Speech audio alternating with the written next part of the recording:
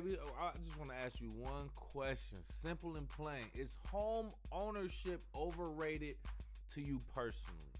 Because I'm talking about this article where they're saying some of the richest people amongst our latest generation are starting to rent over own homes. We'll talk about that in a minute, along with music, movies, sports, and more. That's all coming up, baby. You kicking it with KC. You know what it is. Yeah, man. Popular tops, pop tops that may or may not be talked about in the news with George Truly, KCMC. Let's get into it. This first and only story we got in popular topics is coming from finance.yahoo.com.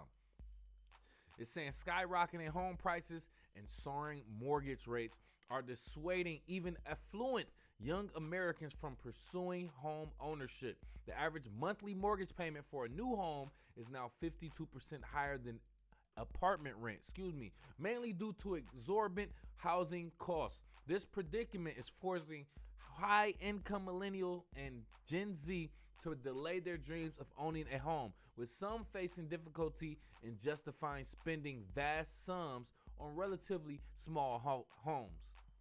While some young Americans are opting to rent because it offers financial flexibility and freedom, home ownership still has merits as a wealth building tool when it aligns with one's life stage and financial capabilities. So what I take from this article is essentially saying, due to rent going up, rent is going up along with inflation and the cost of living. But you know what else is going up? Mortgage rates, inflation, especially compared to what it was in 2020. 2020, we were looking at historic lows of like 2%, 3%. Crazy stuff that we'll never see again, by the way, for the most part. Nobody's predicting that. And now people are saying it's getting completely out of hand. But is it really, as far as mortgage rates? I want to talk about a few statistics that I got from that. So they're saying some of the richest youth from millennials onto Gen Z are actually choosing to rent. They say we rather rent than actually own a home. It's costing way too much to own a home, and we're not getting our return on our investment for that. Is that really true, though? Let's talk about it. Some key statistics from that. According to Rent Cafe report, the number of millionaire renters in the U.S. tripled over a 5-year period, with 36% of that number of millionaires in a 7-figure club belonging to Gen Z and millennial generation. So over a third of these new rich people, millionaires that are renting, are millennials or Gen Zers, which you know that number is going to increase eventually. They're saying in Seattle, the median home price is $829,000. This was at least in September. And as of October 2023, the average rate on a 30-year fixed mortgage rate home was 8% for the first time in nearly 2 decades. So putting that in perspective for you real quick, the average buyer needs an annual income of almost $115,000 just to afford the average or median U.S. price home, I should say. That's almost $40,000 more than what the typical household earns, by the way. The typical household earns about $75,000? That's a typical household, usually with more than one person in that house. So the average household cannot afford the average rent, or I should say the average mortgage nowadays. So we're having a problem with home ownership, at least amongst the generations that are not necessarily set with their income, don't have retirement and long tenured jobs with safety and security, and 401ks built up. We're talking about Gen Z and millennials who are just starting up 401ks or maybe 10 years into it. Not that real saving up that these, the baby boomers and Gen Xers are necessarily doing. Now, there's also saying on a new 30-year mortgage on a $430,000 home with a 10% down payment, you're going to come out about $3,200 a month. Over $3,000 a month for a home that's just under $500,000. And that's about average nowadays, by the way. $500,000 home or $400,000 home. If you want it to be nice, you want it to be turnkey, you want to walk straight in without putting any work or not that much work in, you're going to pay about that much. And that is insane. But they're saying over the time span between 2020 and 2023, apartment rents have gone up also, but they're only going up by 22%. So that's about another $250 a month, essentially, is what they're saying, which is very significant. But when you compare it to what you would be paying if you rented a home, it is kind of crazy. You're paying a couple $1,000 easily, if not like, depending on where your market is, at least about $1,500 at probably the lowest. I'll say $1,800 at the lowest for mortgage, depending on your situation. So is it really worth it? It's saying a nationwide median rent currently sits at $1,353 a month, according to November rental market data from Apartment List. So while the average rent is sitting at about $1,300, the average home price with mortgage for that home price is about more than double that. It's about $3,200 a month. So think about that. $1,300 a month, $3,200 a month. $3,200 a month. Long term, you're building equity and you're saving and you're building your wealth. But with the rent, you're saving money in the short term right now. You could be stashing that money away and putting it into other investments. Who's to say that it's a bad investment owning a home? But what I will say is this generation, Gen Z and millennials, we're looking at home ownership completely different. Let a real estate agent tell you, and I do real estate. I interview real estate agents on a daily basis on my YouTube channel. You can check it out, called The Closing Table. Shameless plug. But I interview real estate agents across the country on an almost daily basis. With that being said, they're always, for the most part, encourage you to buy a home. There's no bad time. I'll say this. Depending on what your goals are, there is a bad time. If you are thinking short-term, medium-term goals, like you're thinking within 5 years max, owning a home is not necessarily for you. That's not right. Renting is probably better. If you're thinking long-term, 10, 20, 30, 40 years from now type stuff, and what you want to do, where you plan to see yourself, your family, owning a home could be beneficial. But that's literally down the line. If you're comparing a $3,200 a month mortgage with a $1,300 a month rental charge, it's gonna eventually pay off after 30 years when you paid off your rent and you paid off your mortgage, I should say. Then you finally own your home. All you're paying is taxes. Taxes. That's the thing. So let's weigh it. Home ownership and renting. Home ownership, yeah, you build equity after your term on your mortgage, 15 year, 20 year, 30 year, you own your home outright. All right, so now everything that you put in there, you own it. You own whatever your house is worth at that time. They say the average homeowner has about 40 times the wealth of someone who's just renting. So all that money you put into the home, essentially, you got it back, plus appreciation. Congratulations, you built wealth. On the renting side, you also don't have to worry about any actual repairs, renovations to the home. See, when you own your home, you have to pay for everything. The septic tank, sewage, roof, foundation, windows, furnace, all of that. The major things. When those things go out as a renter, you don't have to worry about it. You call the landlord. Call the landlord. Now, some people say, depending on how you balance your books, you can easily pay for it even when you have a mortgage. But nowadays, with mortgage being as high as it is and the cost of living, I don't know. I would have to say, obviously, depending on your situation, renting could be better. Renting could be better. See, what people who push home ownership don't tell you is, yeah, you got to pay for everything. And even if you pay off your mortgage, guess what? You still got to pay taxes. You don't pay your taxes, they're going to take your crib that you worked hard for and paid 30 years on the mortgage for. So you have to continue to pay somebody, or they're going to take your home from you. So you have to think about, how valuable is home ownership to me? Does the taxes that I'm going to pay on this house outweigh what I would have paid if I would have just rented this house over the same period of time? Who knows? Do I really care about equity? It's some things to think about. Nonetheless, I think everybody's mentality as far as home ownership has changed over the generations. But that's just what I think. Is home ownership overrated? Let me know what you think. Go off in the live chat in the comments or call into the show 313-466-4386. Let's switch it up.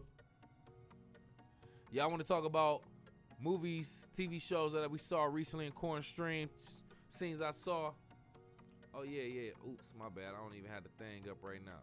So we did see this movie right here. It's called Quiz Lady on Hulu. No endorsement.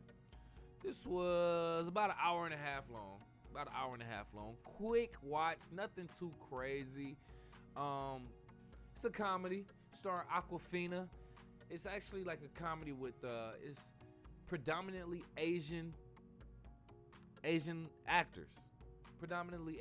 So it's like an Asian culture film. I appreciate it for what it was.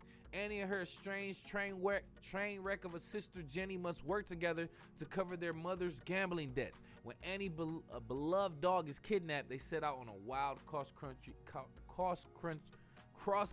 trek to get the cash.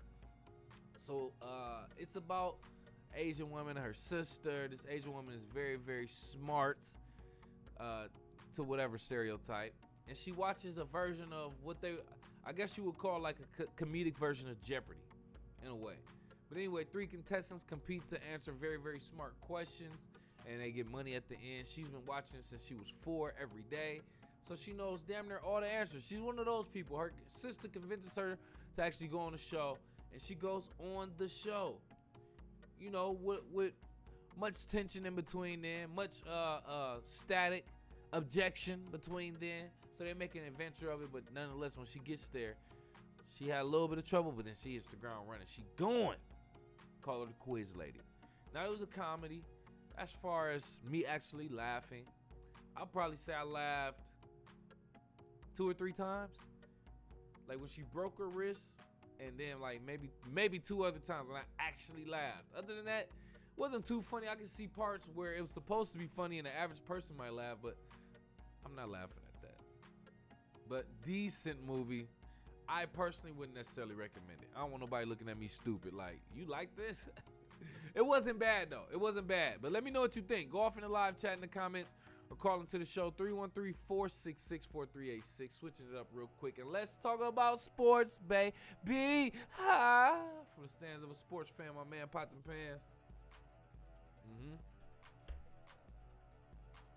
NBA. Real quick. So NBA regular season continues.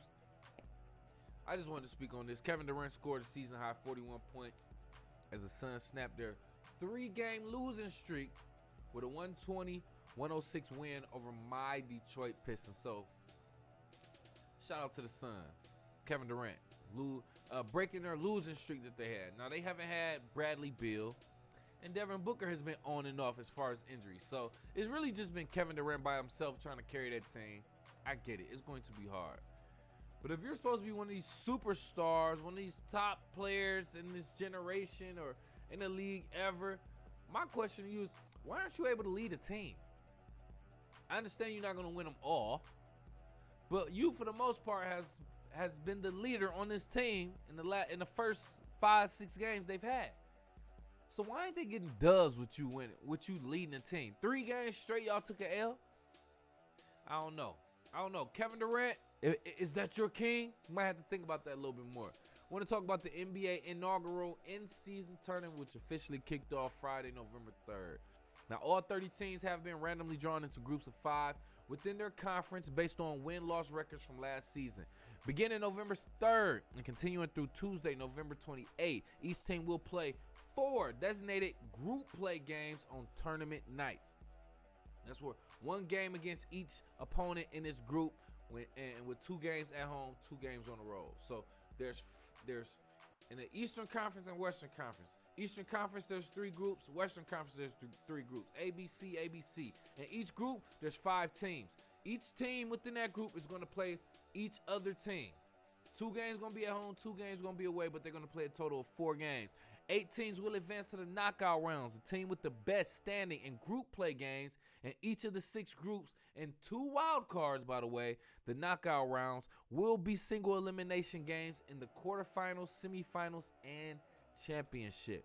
The qualifying teams will compete for a prize pool and the new in-season tournament trophy, the NBA Cup. Excuse me. So that's essentially what it is. I like the NBA in-season tournament only for the fact they have single game elimination. All right, that's cool. Other than that, everybody's confused as to how it works, as we should be. It's the first of its kind. They're just introducing it. So I imagine a lot of us isn't going to get it, especially with the fact that they're breaking it down into groups and doing this double game elimination one time and single game elimination another time. It's kind of confusing, super confusing. But they might be trying to switch stuff up to get people to watch in the middle of the season or whatever the case may be. But this ain't it, son. I think my theory is that they're testing this out to possibly go to the playoffs. Single game elimination with all 30 teams playing, or at least get a chance to participate in the playoffs, and they pretty much go from there. Single game elimination. I think that'd be super hype, but that's just what I think. Let me know what you think. Go off in the live chat in the comments. Call into the show 313-466-4386. Other than that, the NBA in-season tournament is ass. I don't think nobody really likes it, bro. Switching it up real quick, talking about the NFL. I do want to talk about what happened in week 9 officially. The Lions had a bye week. Bye. Lions got a bye week. They're officially 6-2 now after beating the Raiders. So yeah, we come back from a bye week. We on the positive side. So we looking good in the NFC North, by the way. The Giants fear that Daniel Jones has a torn ACL in his right knee. Sources tell ESPN. We're hoping this isn't a season-ending injury, but it's looking like that is going to be the case, by the way. With a torn ACL, not too many will recover, no matter what your age is. So we hope Daniel Jones get better. At the same time, I don't. Who cares? You ain't my quarterback. An MRI has been scheduled for Monday to determine the full extent of the injury. Other than that, real quick recaps, real quick. Steelers beat the Titans 20-16. Dolphins lose to the Chiefs in Germany 14-21. Vikings beat the Falcons 31-28. Ravens beat the Seahawks 37-3. Get them up out of here. And then, speaking of blowouts, Cardinals lost to the Browns 27-0. The Rams lost to the Packers 3-20. And then you got the Cowboys versus the Eagles who played. Now, that was a good back and forth match eventually, or initially, I should say. But in the last minute, Dak got sacked with no timeout. Excuse me. Dak Prescott got sacked with no timeouts in the first quarter. On first down, first down. Instead of spiking the ball to stop the clock, he rushed the play for an incompletion. So imagine it's the fourth quarter, they're already down. They have no timeouts. So it's a situation where Dak Prescott got sacked. They didn't have no touchdowns. So instead of, you would think they'd hurry up, get to the line of scrimmage, spike the ball, stop the clock. No. He said, hike, go. Wide receivers go out. He throws an incompletion. Final play of the game, Cowboys. He ended up hitting somebody. He hit CeeDee Lamb for, I think, like a 40-yard Hail Mary. But then CeeDee Lamb was caught and tackled short of the actual touchdown. So it was dumb. What that reminded me of was how Cowboys went out, what was that, 2 seasons ago at this point? From him making a very dumb decision last minute. Dak Prescott, you ain't that man, first and foremost. And secondly, bro, what was you thinking, bro? I'm sitting here, I feel like we all sitting there watching in the stands or at home like, what are you thinking? Spike the ball, stop the clock. This goofy nigga tried to go for like some type of Superman move and be the hero. It didn't work out, Dak. Not how you feel. Tell me how you feel, bro. That was a dumb decision, bro. They need to get you up out of here. Anyway, Bills, they actually lost to the Bengals, by the way. They were in Cincinnati. It was a good game until the Bengals took off, essentially. Bengals had a 21-10 lead at the half. The score remained throughout the third quarter, so it was just still 21-10. Quite boring throughout the third. But Bills moves downfield in the fourth quarter. You thinking they were at least about to score. Josh Allen threw a pass. It was caught in the red zone, but then it was fumbled. It's pretty much over from there, folks. Now, the Bills have been doing pretty bad these last couple games. They've been taking some L's, and it's unfortunate. The Bengals are pretty much on the uphill swing from where they at least started, so that's a good sign, too. I just want to see some competitive football. I don't want to see no blowouts necessarily. I just want to see good football, and that was some pretty good games, man. Speaking of good games and good football, we want to talk about college football real quick, bro. Number 1, Ohio State beat Rutgers 36-18. OSU was up most of the first half with 1 touchdown. Rutgers kicked 2 field goals. Then they got an interception in the second quarter. Didn't do nothing with it, though. Rutgers kicked a third field goal to end the half, and then Rutgers threw a pick six in the third quarter. It was pretty much over from there. Shout out to Ohio State. Number one ranked right now, by the way. Georgia, number 30, hosts Missouri, who only scored 21 points, so Georgia ran all over them. Missouri started off with good momentum, but Georgia picked it up after the second half, just dominated, as we expected number 1 seed to do. Number 14, LSU, they took an L. Number 8, Alabama, by the way. So as expected, Alabama had 42 to LSU 28. Interesting game back and forth. LSU and Alabama quarterbacks, woo, they put on the show. Think Alabama quarterback named Jalen Milroe, 4 rushing touchdowns. That boy wasn't playing. That boy was not playing. Though. The game was tied at 28 at the half, but then Alabama had 2 unanswered touchdowns to end the game, 42-28. What you gonna do when they come for you? Oregon State, they were on the road taking on Colorado. Oregon State ranked number 16, Colorado unranked right now, 26-19. Now Oregon led most of the game from what I saw. Buffaloes just didn't have an answer for the Beavers. They just didn't. Colorado made good effort towards the end, but the defense just, they couldn't stop Oregon State. Colorado's defense couldn't. So then Colorado is now 4-5. I believe lost 3 straight. They've lost 3 straight. Now, a lot of people will be depressed about this. You feel like the hype is going down around Colorado. But what I want to say is they already exceed expectations. They're playing with house money. Who cares? Now, we all want to see them take some dubs. Going forward, we don't want to see the dubs stop. But Coach Prime said this is probably the weakest my team will ever be. I got some recruiting to do. It's only going to get better. We hope, Prime, because we're here celebrating you, supporting you. You know, I know you can't control the players 100%. You only can do so much as a coach. But nonetheless, we rooting for you. But y'all need to do something. Other than that, USC, they hosted number 5, Washington. They took the L. USC did 42-52. Michael Penix Jr., or Michael Penix, I should say, from Washington, the quarterback, went crazy. Per usual. I don't have his stats right now, but who cares? The main thing we want to talk about with this is former Heisman Trophy runner-up or nominee or whatever you want to call it, Caleb Williams, USC quarterback. My man was up in the stands crying to his family. Now, I get it. That's your family. You confide within them. That's who you trust. They covered up his face and his helmet with some papers so couldn't nobody see him. I get it. Based off the body language, we know you was crying, nigga. Don't play with me.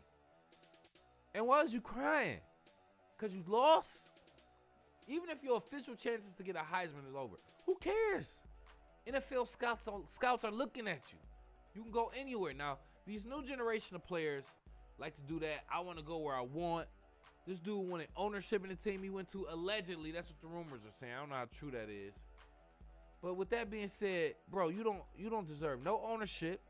If you can't take your L on the chin like a man, you don't deserve no ownership in nothing. Nothing, to be honest with you. So, Caleb Williams, good lesson learned. You needed to be humble. And I'm not no hater, but you needed to be humbled. Apparently, if you had to go over there and cry for a loss, you needed to be humble. So, hopefully it makes you stronger. Other than that, the college football playoffs, ESPN top 4. We ain't doing top 25. Florida State, number 4. Michigan, number 3. Georgia, number 2. Ohio State, number 1. That's pretty much it. Let me know what you think, what your predictions are for all of that in regards to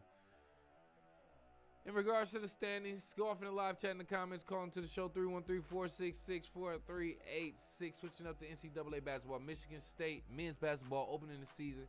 Technically today, Monday, November 6th against James Madison. Good luck to Izzo and the Spartans, man. Hopefully they do decent this year. I don't think anybody's expecting too much, especially not me, but, you know, it is what it is, man. And Michigan men's basketball regular season starts off Tuesday, November 7th, UNC Asheville. Now, I always hate it when these big schools play these little non-brand schools. They say they end up paying these schools or whatever the case may be, but who? As a fan from the stands, I don't care who you paying. I don't care about athletes getting paid. I don't care about schools getting paid. I want to see good games, good fights, good matches. I just had to say that, bro. We don't care about y'all playing these little schools like this. No one cares. UNC Asheville, University of North Carolina, Asheville. Why can't it just be University of North Carolina? Because this ain't the real one. This is the community college version. Get them up out of here, man. That's it I had to say in regards to NCAA basketball. Switching it up, just talking about boxing real quick. I think the only thing we really had to talk about was Tyson Fury. He fight Alexander Usyk for the undisputed heavyweight championship in February in Saudi Arabia. Let me know what your predictions are. I don't know who to go for. I've seen Tyson Fury fight, never seen Alexander Usyk fight. I just want to see a good fight per usual. That's just what I think. Let me know what you think. Go off in the live chat in the comments or call them to the show. 313-466-4386. Switching it up real quick. Thinking out loud. I don't like how these cities nowadays are making room, doing construction on the road, only to open it up and see that you just added a pedestrian bike riding lane.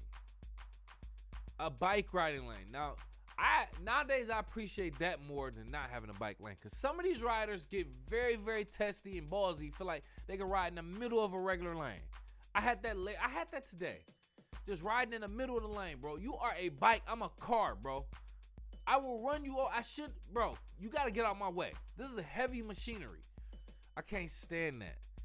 These cities that's all bike friendly, some of these even bike lanes, very inconvenient, by the way. Very inconvenient. I don't like it at all. I don't want to be just the Grinch who stole the bike lane, but y'all need to do something. Y'all need to just ride on the sidewalk, bro. Make the sidewalk bigger, not the streets for a bike lane. How about that? That's just what I think. Let me know what you think. Go off in the live chat in the comments or call them to the show. 313-466-4386. Getting up out of here, I need you to do me a favor. Kick it with KCMC on all social media at KIWKCMC. That's just Kick It with KCMC. The abbreviations on Facebook, Twitter, Instagram, TikTok, Snapchat, all that. And show some love to my sponsor, Team Elite 313 on Facebook, Twitter, Instagram, all that. TEAMELITE 313 on Facebook, Twitter, Instagram. And check out that premium urban-based athleisure wear, t-shirts, sweatshirts, hoodies, tech fleece jogger sets, varsity sets, and more. It's all on their website, teamelite313.com. Use that code KIWKCMC for that discount and ask your mom, baby. Appreciate you for kicking it with KCMC. Got this far in the video, do me a favor, hit that like button, hit the subscribe button, hit the alert so you know when we going live, man. That's all for the free ski, but if you got a couple dollars, donate to the show so we can grow. We appreciate that. Tell a friend and tell a friend. Make sure you check out my singles. It's called Juice and Hands and Knees. Party song. It's right in the description. Hit that link right there. The link to all the stories I talked about in my description. Also, I also like to reiterate that. And other than that, that's pretty much it, man. Appreciate you. We out.